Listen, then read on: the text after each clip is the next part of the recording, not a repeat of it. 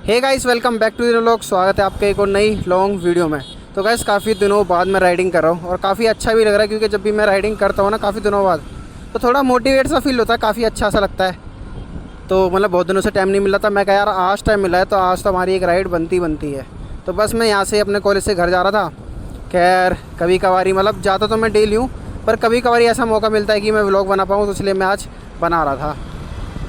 तो चलिए करते हैं राइड स्टार्ट। राइड पे बने रहना भाई, एंड तक वीडियो देखना, मज़ा आने वाला है। काफ़ी इंटरेस्टिंग हो सकती है या फिर होगी भी, और मैं काफ़ी अभी कुछ ऐसी बात बताऊंगा जो कि अपनी मेरी जो भी सारी की सारी बातें वो बाइक के बारे में होंगी ना। फ़िलहाल भाई जो बात ये है कि अभी जो मेरी बाइक की कंडीशन है ना वो बिल्कुल भी सही नहीं है, क्योंकि आज से पहले जब आपने मेरी एक राइड देखी होगी, मैं जा रहा था यहाँ से उत्तराखंड, एक राइड पे गए थे जहाँ पे मैं गया था और मेरे साथ दो साथी और गए थे, जिसमें मेरी स्प्लेंडर गई थी और इसमें से एक एक्सट्रीम 160 गई थी, दूसरी हॉर्नेट होंडा की 125 गई थी, जो कि ये भी काफ़ी ज़्यादा रिसेंटली में फेमस चल रही है। काफ़ी जो नॉर्मल बजट लोग हैं या फिर मिडिल क्लास लोग हैं हमारी तरह, तो वो वही बाइक खरीद रहे थे। तो ये तीनों बाइक गई थी। तो उसमें आपने देखा होगा मैंने लास्ट टाइम ना उससे पहले इसकी सर्विस की वीडियो डाली थी, उसमें मतलब नॉर्मल सर्विस करी थी, कोई ज़्यादा मेजर सर्विस करी नहीं थी। तो इस बार भाई टाइम आ गया इसकी मेजर सर्विस का, तो अब ना इसकी मेजर सर्विस करवाएंगे। बाकी मैं आपको बताता हूँ उसमें दिक्कत क्या क्या आ रही है, मैं क्यों मेजर सर्विस बोल रहा हूँ, क्या दिक्कतें आ रही हैं जो मेरे को बार बार इसमें मेजर का नाम लेना पड़ रहा है। ठीक है, तो बाकी मैं दिक्कतें अगर मैं बताऊँ तो सबसे पहले ना मेरा इसमें काफ़ी पहले, मतलब उस राइड के बाद मेरा एक एक्सीडेंट हो गया था, जिसमें मेरा ना हैंडल वगैरह टेढ़ा वेढ़ा हो गया था। तो उसमें थोड़ी सी खामियाँ वगैरह आ गई थी इसमें, तो उसमें अब वही ठीक कराने के लिए अब मैं ले जाऊंगा जो भी खामी है, और वो खामियाँ भी बहुत सारी है। मैं आपको बताता हूँ क्या क्या खामी है। गाइस सबसे पहले जो खामी है ना वो है इसका हैंडल। अगर मैं हैंडल ऐसे ऐसे कर रहा हूँ ना, फ़िलहाल देखो मैं ऐसे ऐसे कर रहा हूँ तो हल्की सी कट कट की आवाज़ आती है। तो काफ़ी ज़्यादा मैंने नोटिस ही करा था, काफ़ी दिन हो गए थे मेरे को, मतलब समझ नहीं आ रहा था कि आवाज़ आ कहाँ से रही है। तो मैं बहुत ही ज़्यादा परेशान था उसमें से। फिर मैंने एक बार गौर से मतलब उतरा बाइक से, बाइक मैंने कहीं साइड में लगाई, और फिर मैंने नोटिस करा कि जो हमारा जो टायर होता है, जो वो अलॉय पे चिपका होता है ना, मतलब अलॉय पे टायर लगा होता है, तो जो अलॉय है उसके अंदर ना बेरिंग्स होती हैं, वो घिस गई हैं, तो वो ना कट कट आवाज़ करते हैं, थोड़ी हिलने लग गई हैं। तो फर्स्ट ऑफ ऑल सबसे पहले तो भाई हमारी वही दिक्कत है इसमें, ये वो चेंज होगी, मतलब बेरिंग डलेंगी दोनों, मतलब इधर वही इधर वाली भी इधर वाली, दो बेरिंग होती है ना जिसके अंदर रॉड जाती है, तो वही एक इधर वाली, एक लेफ़्ट वाली, एक राइट वाली, दोनों बेरिंग डलेंगी। तो वो मेरे को कुछ 120 की पड़ी थी। हालांकि मैं इसकी लॉन्ग वीडियो बना दूंगा, फिलहाल आपको मतलब ऐसी मोटा मोटा रफली आइडिया आपको समझा देता हूँ। तो वो करीब करीब 120 रुपये की मेरे को पड़ी थी। उसके बाद मैं बात करूँ तो उसके बाद इसमें एयर फ़िल्टर चेंज होना है, जैसे कि मैंने बताया भाई मेजर सर्विस में तो एयर फ़िल्टर भी चेंज होगा। तो दूसरी बात है एयर फ़िल्टर, जो कि हमें 80 रुपये का कुछ पड़ा था। ठीक है, जो कि हमारे इसके नीचे लगता है, टंकी के जस्ट इस साइड की तरफ एयर फ़िल्टर लगता है, तो वो हो गया हमारा दूसरी चीज़। तीसरी चीज़ हमारा इंजन ऑयल, वो तो आप लोगों को बताने की ज़रूरत ही नहीं है वो कहाँ डलता है कैसे डलता है ना। तो वो 900 ml कुछ इसमें इंजन ऑयल डलेगा। जो मैंने इंजन ऑयल लिया है वो मोटूल का 3100 कुछ लिया है, काफ़ी बढ़िया अच्छी परफॉर्मेंस रही है। मैंने पिछली बार भी यही डलवाया था, तो परफॉर्मेंस काफ़ी अच्छी आई है, माइलेज भी उससे काफ़ी अच्छी आई है। इतना ज़्यादा क्या बोलते हैं गियर्स का साउंड वगैरह नहीं आता है ना, इंजन में से भी इतना ज़्यादा साउंड नहीं आता है, चाहे भगाओ या ना भगाओ। और गाइस तीसरी चीज़ है भाई इसकी रेस। अगर मैं इसकी रेस की बात कहूँ ना तो काफ़ी ज़्यादा टाइट हो रही है, मतलब इतनी ना ये फ्रीली मूव नहीं कर रही जितनी करनी चाहिए। और हाथ में ना कुछ टाइम बाद अगर मैं रेस देते रहूँ तो भाई कुछ टाइम तक यहाँ पे दर्द होता रहता है इस वाले हाथ में ना। नॉर्मल अगर मैं 5-6 मिनट तक चला रहा हूँ तब तो कोई दिक्कत नहीं है, अगर मैं ज़्यादा देर तक चला रहा हूँ, ज़्यादा देर तक मैं रेस दे रहा हूँ तो ये बहुत टाइट है। तो इसकी वजह से बहुत ही ज़्यादा मेरे को प्रॉब्लम होती है, पूरे हाथ वाथ दर्द कर जाते हैं।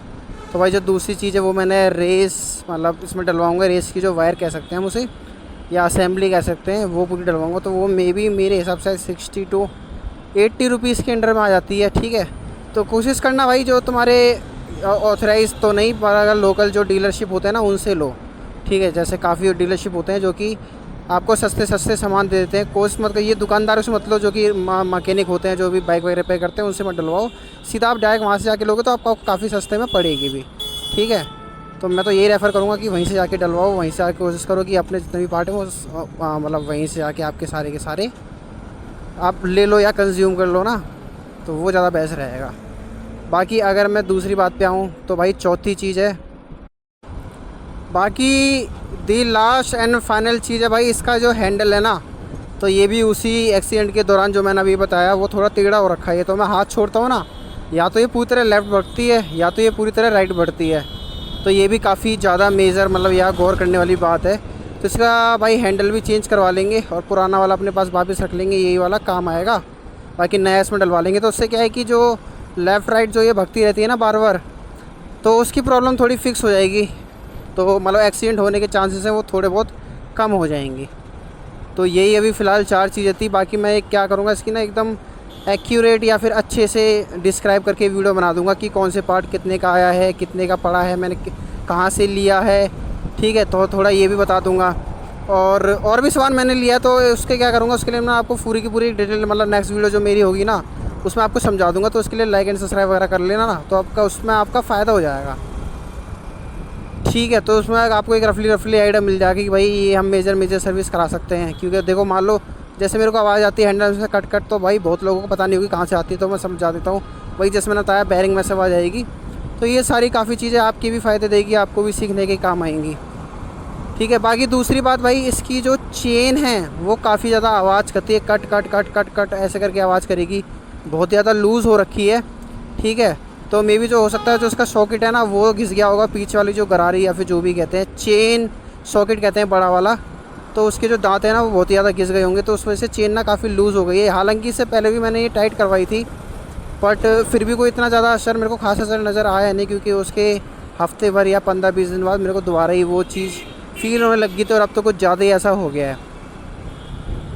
तो वो भी काफ़ी ज़्यादा इसमें दिक्कत दे रही है, ठीक है। तो चेन सॉकेट भी डलवाएंगे, तो वो भी मैं आपको बता दूंगा ख़रीद के क्या कितने का पड़ेगा, क्या कितने का नहीं पड़ेगा। और उसके बाद में बात करूँ तो भाई ब्रेकिंग की, पहली बात तो भाई इसकी ब्रेकिंग बहुत ही ज़्यादा कमज़ोर है। अब बताऊँ कैसे, मैं आपको लाइव एग्जांपल दिखाता हूँ। इसकी ब्रेक देख रहे हो, ये ब्रेक आपको पता है कि राइट हैंड साइड ब्रेक होते हैं। मैंने इसको इतना भी दबा लिया, ये तब भी चल रही है। देखो भाई इतना दबा के देखो, इतना छोड़ रखा था मैंने और इतना दबा के ये अभी उसी स्पीड पर चल रही है, कोई ब्रेक लग नहीं रही है। उससे और थोड़ा दबाऊँगा ये अभी भी चली रही है, इसको कोई फ़र्क नहीं पड़ रहा। अगर मैं इसे पूरी दबा दूंगा पूरा अंदर तक, थोड़ा सा देखो इतनी सी गैप और बची है, अगर मैं इसे वो भी दबाऊँगा तब जाके ब्रेक लगेगी, वो भी बहुत ज़्यादा स्लो। तो भाई ये भी बहुत ज़्यादा एक्सीडेंट के चांसेस हैं।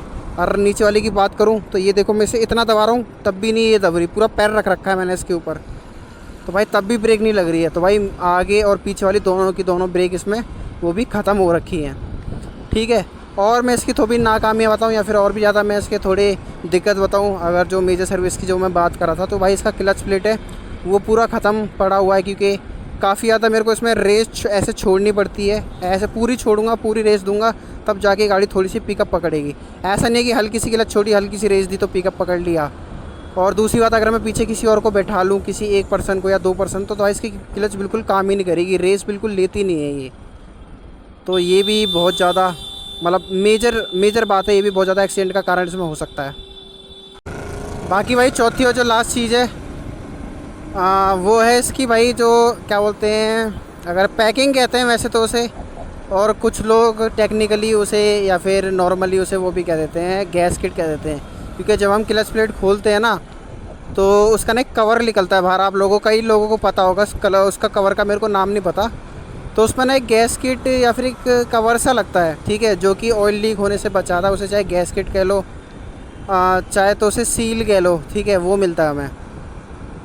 तो उसके बाद वही लगता था कि उसमें ऑयल लीक ना हो। तो क्या करेंगे, जब उसमें अपनी क्लच प्लेट चेंज करवाएंगे तो साथ साथ वो नया लगवा लेंगे। क्योंकि पुराना वाला ना काफ़ी ज़्यादा यूज़ हो चुका होता है, तो दोबारा उसे लगाने से ऑयल लीक हो सकता है। तो हम ये चाहते नहीं कि हमारी बाइक में ऑयल लीक हो दोबारा और हमें दोबारा अपने सर्विस सेंटर पे जाना पड़े या फिर जो भी डीलरशिप है उसके पास जाना पड़े या फिर नॉर्मली जो लोग होते हैं उनके पास जाना पड़े ना।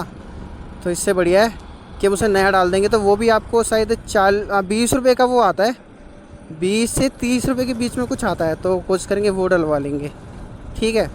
बाकी वीडियो में आपको बता ही दूंगा या फिर बना दूंगा, बताने वाली क्या बात है, वीडियो में बना दूंगा कि कैसे कैसे सर्विस हुई है। और उसी टाइम पे मैं आपको सारे के सारे मेजर पार्ट के नाम बता दूंगा कि ये डल रहे हैं, अप्रोक्स इनका कितना प्राइस है। वैसे तो जिन की मैं बात कर रहा हूँ तो मे बी अगर मैं मोटा ऐसा लगाऊँ तो 2600 के आसपास ये पड़ जाएंगी सारी चीज़ें, ठीक है। अगर तुम बाहर से करवाओगे उन्हीं का सामान देके, उन्हीं को लेबर देके, सब कुछ उन्हीं से करवाओगे, बाहर जो भी सर्विस करते हैं नॉर्मली रोड वाले बंदे, ठीक है, जो रोड के किनारे होता है, आउटसाइड रोड वगैरह होते हैं, तो वो आपसे यही सी चीज़ के 3500 से 3400 रुपये ले लेंगे। हो सकता है उससे ज़्यादा लें, 3800 रुपये ले लें, मतलब 3800 जिसे कहते हैं मतलब मैथ में, हो सकता है उतने ले लें।